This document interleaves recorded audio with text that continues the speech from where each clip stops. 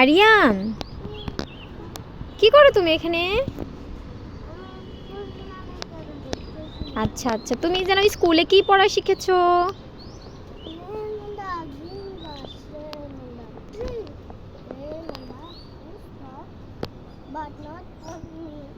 আচ্ছা আচ্ছা, আর তুমি যেন কি ইংরেজিতে কি শিখেছো? একক, একককে কি বলে ইংরেজিতে? একক। দ্বিগুণ,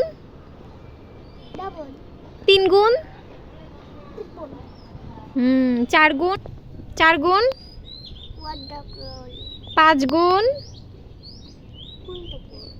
ছয় গুণ, সাত গুণ, সাত গুণ, আট গুণ,